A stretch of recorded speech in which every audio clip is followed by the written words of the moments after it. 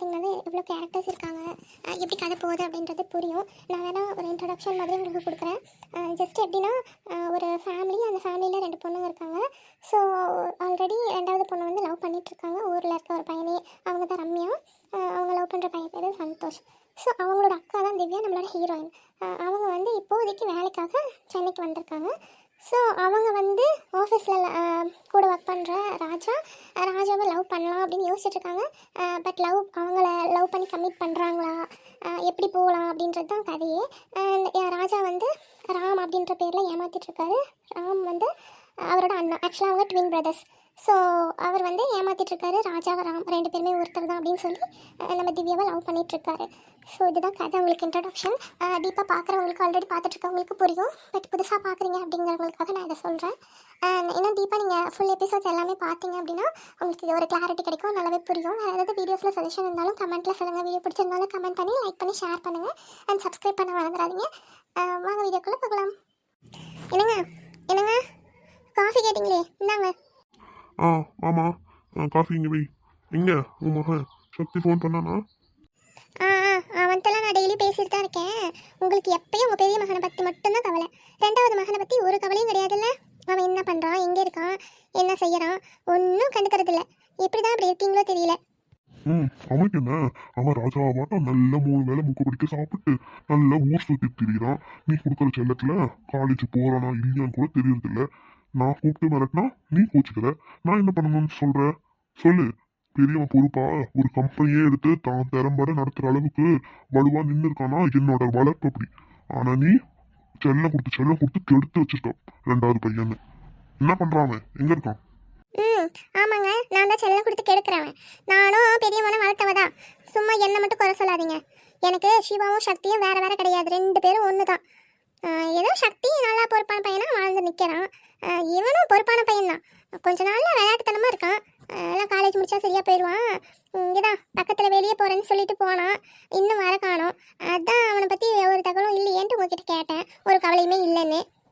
எனக்கு சிவாவும் சக்தியும் வேற வேற இல்லை, புரிஞ்சுதா? தேவையில்லாமல் என்கிட்ட வம்புக்கு வராதீங்க. சரிம்மா, உன்கிட்ட யாரும் வம்புக்கு வரல. உன் பையனை பற்றி எதுவும் சொல்லிடக்கூடாது. நல்ல தேர்ப்பு இருக்க போயிட்டானா, இன்னும் வரலன்ட்டு நீ என்கிட்ட கேட்குறியாக்கும். போனை போட்டு கேளு, எங்க திரிகிறானோ, என்ன பண்ணிட்டு கிடக்குறானோ. வருவான் அவனை கொஞ்ச நேரத்துல, விடு. ஹலோ பிரதர், என்ன ஊருக்கு போனதுலேருந்து ஒரு கால் கூட இல்லை? சார் ரொம்ப பிஸியோ? அன்னிக்கிட்ட ப்ரப்போஸ் பண்ணிட்டியா? எப்படி இருக்காங்க, நல்லா இருக்காங்களா? டே அடங்குடா, அதெல்லாம் ஒன்றும் இல்லை. அவளுக்கு எங்க என்னன்னா அடையாளமே தெரியல. அவள் எப்போ என்ன அடையாளம் கண்டுபிடிச்சி நான் லவ் பண்ணி அவளுக்கு ப்ரப்போஸ் பண்ண போகிறோன்னு தெரில. அதானே பார்த்தேன். அதெல்லாம் இங்கே உனக்கு வரப்போட்டு. சரி விடு, நானே ஒரு நாள் நேரில் வந்து அன்னிக்கிட்ட எல்லா விஷயத்தையும் சொல்லிடுறேன்.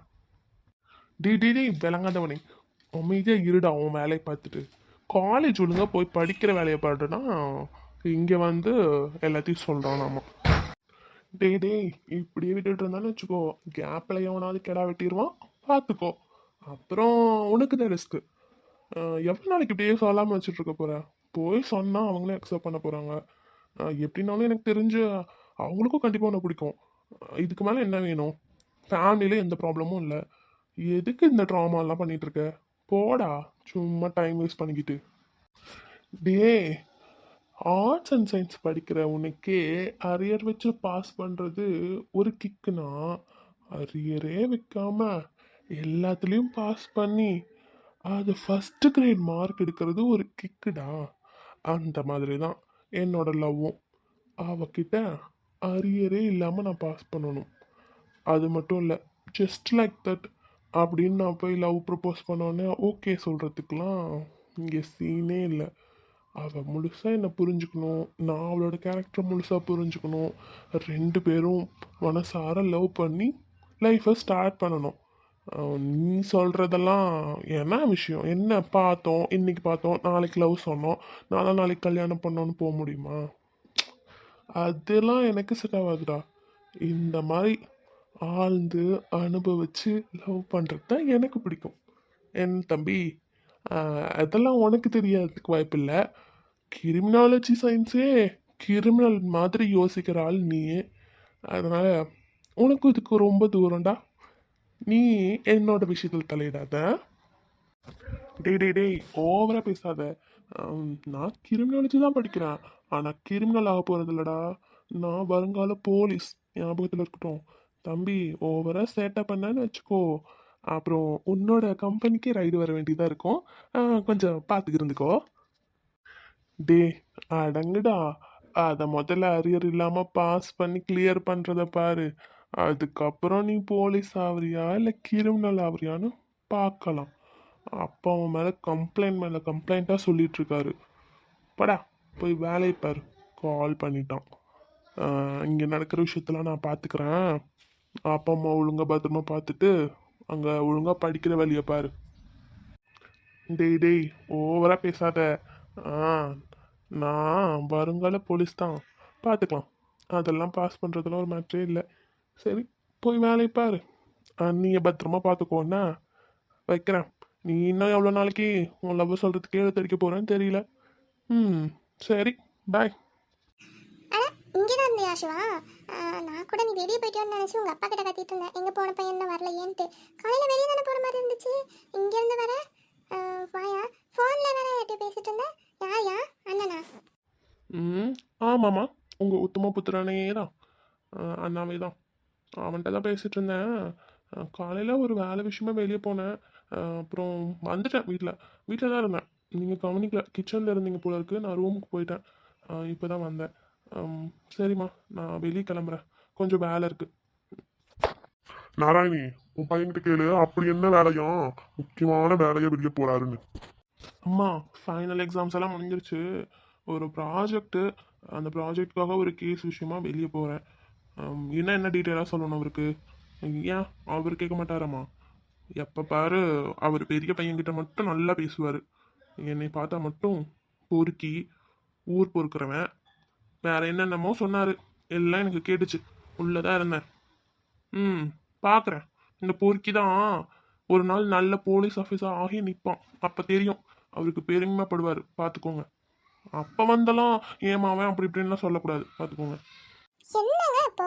அவன் ஒரு வேலை விஷயமா தானே வெளியே போகிறேன்னு சொல்லலாம். நம்மகிட்ட சொல்லிட்டு தானே போகிறான். அவன் போகட்டும். எப்போ பாரு அவன்கிட்ட சண்டை போட்டுட்டே இருக்காதீங்க. நீ போப்பா சிவா, பத்திரமா போயிட்டு வா. திவ்யா, டைம் முடிஞ்சிருச்சுல, லாக் அவுட் பண்ணிட்டு வெளியே வா. அது இல்லை ராஜா, இன்னும் கொஞ்சம் ஒர்க்கு பெண்டிங் இருக்குது, அதான். அதெல்லாம் நான் பார்த்துக்கிறேன். மெயில் தானே, நான் அனுப்பிக்கிறேன். நீ முதல்ல வெளியே வா. உன்கிட்ட கொஞ்சம் பேசணும். இல்லை, எனக்கு ஒரு விஷயம் புரியல. தெரியாம தடுக்கி விழுந்தியா இல்லை வேணுமனே? ராஜா, இல்லை, எதுக்கு இப்போ கத்துற? நான் உன்னை தொட்டதுக்கு கத்துறியா இல்லை அவன் உன்னை தொட்டுட்டான்னு சொல்லி நான் இப்போ கேட்கறதுக்கு கத்துறியா? எதுக்கு கத்துற? முதல்ல என் மேலே இருந்து கையை எடுங்க. எவ்வளோ தைரியம் தான் நீங்கள் இந்த மாதிரி பேசுவீங்க? எப்படி உங்களால் இந்த மாதிரிலாம் யோசிக்க முடியுது? நான் எதிர்ச்சியாக தான் அங்கே விழுந்தேன். நீங்கள் தானே அங்கே இருந்தீங்க, பார்த்துட்டு தானே இருந்தீங்க. அப்படி பார்த்துட்டு இருக்கும் போதே நீங்கள் இப்படி வந்து பேசுறீங்க. முதல்ல கையெடுங்க. ஓ, அப்படியா? அப்போ நான் தான் தப்பாக புரிஞ்சுக்கிட்டேன் போல இருக்கு. நீ எதிர்ச்சியாக தான் விழுந்திருக்க. அப்போது அவர் தான் வந்து உன்னை காப்பாற்றிருக்காரு. சரி, விடு. சரி, வா போகலாம். எங்கே வரணும்? நான் ஆஃபீஸ் கேப்லேயே போய்க்கிறேன். விடுங்க. ஓ, அப்படியா? அப்போ நான் நினைக்கிறது உண்மைதான் இல்லை? நீங்கள் என்ன நினைக்கிறீங்கன்னு எனக்கு எப்படி தெரியும்? என்ன விஷயம்? என்ன நினைக்கிறீங்க? எது உண்மை? நீயே தான் எனக்கு பிடிச்சிருக்குன்னு சொல்லியிருக்க. லவ் பண்ணுறதுக்கு கொஞ்சம் டைம் கேட்டிருக்க, இல்லைன்னு நான் சொல்லலை. ஆனால் அட்லீஸ்ட் என் கூட பழகிறதுக்காச்சும் நீ எனக்கு ஒரு வாய்ப்பு கொடுக்கணும். அதை விட்டுட்டு என் கூட டைமே ஸ்பெண்ட் பண்ண மாட்டேங்கிற. அப்புறம் எதாச்சும் விழுந்தேன்னு சொன்னேன் அவர்கிட்ட. அதாவது ஐ மீன் தடிக்க விழுந்துட்ட. அவரும் உன்னை காப்பாற்றுறதுக்கு உன் இடுப்பை தொட்டு தூக்கி விட்டாரு.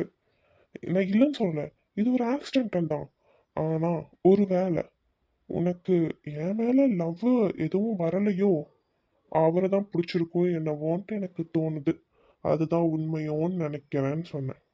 ராஜா, என்ன இந்த மாதிரிலாம் பேசிட்டு இருக்கீங்க? இல்லைம்மா, நான் ஒன்றும் தப்பாக சொல்லலை. ஒரு வேளை நான் ஒர்க் பண்ணுற எம்ப்ளாயி தான். ஜஸ்ட் ஒரு 80K தான் சேல்ரி. அவர் அப்படி இல்லைல்ல, அவர் இந்த கம்பெனிக்கே ஓனர். அவர் தான் பாஸ். அதனால் ஏதாவது உனக்கு அவரை பிடிச்சிருக்கோ என்னவோ, என்ன பிடிச்சிருக்குன்னு சொன்னேன், பழகி பார்க்கலான்னு சொன்னேன். ஆனால் இப்போ என்னவோ மனசு மாறிட்டேன்னு நினைக்கிறேன். அதனால தான் என் கூட டைம் ஸ்பெண்ட் பண்ண மாட்டேங்கிறேன். ராஜா, தேவையில்லாமல் பேசாதீங்க. இந்த மாதிரி நீங்கள் ஃபஸ்ட்டு சேர்த்து வச்சு பேசுகிறதே தப்பு. நீங்கள் யோசிக்கிறது தப்பாக தான் இருக்குது. நான் ஒன்றும் அந்த மாதிரியான பொண்ணு கிடையாது. நான் உங்களுக்கு பிடிச்சிருக்குன்னு சொன்னேன்ல, எனக்கு உங்களை தான் பிடிச்சிருக்கு. அவரெல்லாம் இல்லை, ஜஸ்ட்டு எதர்ச்சியாக விழுந்தேன், அவ்வளோதான். அவரும் ஃப்ரெண்ட்லியாக ஒரு காப்பாற்றுறதுக்காக தூக்கி விட்டார், அவ்வளோதான். அதை வச்சு நீங்கள் இவ்வளோலாம் நீங்கள் க்ரியேட் பண்ண தேவையில்லை. அது மட்டும் இல்லாமல் எனக்கு உங்களை தான் பிடிச்சிருக்கு, போதுமா? இப்போ என்ன பண்ணணும்னு சொல்கிறீங்க? ஓ, அப்போ நான் என்ன சொன்னாலும் கேட்பியா? என் கூட பைக்கில் வா, நானே இனிமேல் உன்னை பிக்கப் பண்ணி ட்ராப் பண்ணுறேன். என்னதான் பிடிச்சிருக்குல்ல உனக்கு? லவ் தான் என்ன பண்ணலான்னு சொன்னேன். ஆனால் பிடிச்ச பையன் கூட வெளியே போக வேணான்ட்டு யாரும் சொல்ல மாட்டாங்கல்ல. நீ வந்து என் கூட பழகி பாரு, கண்டிப்பாக நீயே ஒரு நாள் என்னை லவ் பண்ணுறேன்னு சொல்ல வைப்பேன். அது கண்டிப்பாக ஒரு நாள் நடக்கும். நான் இப்போ உன்கிட்ட தப்பாக பேசியிருந்தா என்னை மன்னிச்சிரு. நான் ஜஸ்ட்டு கிளாரிஃபை பண்ணிக்கணும்னு தான் கேட்டேன். மற்றபடி என் மனசுலாம் எதுவும் தப்பாலாம் இல்லை. ஒருவேளை நீ எங்கேயா அவரை லவ் பண்ணிடுவியோன்ட்டு எனக்கு ஒரு பயம், பொசசிவ்னஸ், அவ்வளோதான். நீ தான் தெளிவாக சொல்லிட்டு திவ்யா, அவரை லவ் பண்ணலன்னு சொல்லிட்டு. இதுக்கு மேலே எனக்கு என்ன? என் கூட வரல பைக்கில்? உங்களை எனக்கு பிடிக்கும் தான், இல்லைன்னு சொல்லலை. ஆனால் லவ் பண்ணியே ஆகணும்னு நீங்கள் ஏதோ எனக்கு ஃபோர்ஸ் பண்ணுற மாதிரி இருக்கு ராஜா. புரியுது உங்களுக்கு. நான் இப்போதைக்கு உங்கள் கூட பைக்லலாம் வர முடியாது. அதுவும் டெய்லியும் நீங்கள் பிக்கப் ட்ராப்லாம் வேறு பண்ணுறேன்றீங்க. ரோஸ்டைன் வேறு தனியாக வருவா. நான் கேப்லேயே போய்க்கிறேன், அவள் உள்ளே வெயிட் பண்ணிகிட்ருப்பா. நான் அவள் கூடயே வந்துடுறேனே. அதெல்லாம் எனக்கு தெரியாது. நீ இப்போ என் கூட வர, அவ்வளோதான். டெய்லியும் நான் தான் உன்னை பிக்கப் ட்ராப் பண்ணுவேன். நான் உன்னை லவ் பண்ணுறேன்னு சொல்லிட்டேன்ல, அஸ் லவ்வராக நான் நடந்துக்கணும்ல. வர தானே, வா, என் கூட தான் வந்தாகும். ரோஸ்லினுக்கு கால் பண்ணி இன்ஃபார்ம் பண்ணிக்கோ, அதெல்லாம் ஒரு பிரச்சனை இல்லை. அவள் சொன்ன புரிஞ்சுக்குவா. ம், வா. ராஜா, கை வலிக்குது, அழுத்துறீங்க, விடுங்க ராஜா, விடுங்க. திவ்யா, அப்போ வா, என் கூட வா. நான் பைக்கில் உன்னை கூட்டிகிட்டு போகிறேன்டி. நான் டெய்லி உன்னை பிக்கப் ட்ராப் பண்ணுறேன். நான் உன்னை ரொம்ப லவ் பண்ணுறேன். உனக்கு புரியுதா இல்லையா? ஐயோ, கை வலிக்குதா? சாரி சாரி சாரி, தெரியாமல் அழுத்திட்டான்டி. சாரி சாரி, மன்னிச்சிருமா. சரி, வா போகலாம். கையை விடுங்க, நானே வரேன். ஃபர்ஸ்ட் டைம் பைக்கில் ரெண்டு பேரும் ஒன்றா பண்ணிட்டு போகிறாங்களே, வா, ஒரு செல்ஃபி எடுத்துக்கலாம். இல்லை ராஜா, அது வந்து வேண்டாமே, அப்புறமா எடுத்துக்கலாம். பாருங்க, நான் ரொம்ப டயர்டாக இருக்கேங்க, அதான். அதெல்லாம் முடியாது, இப்போ எடுத்தே ஆகணும். ஆ, சூப்பர், நான் எடுத்துட்டேன். நல்லா இருக்குல்ல? உனக்கு நான் அப்புறம் சென்ட் பண்ணுறேன். சரி, வா போகலாம்.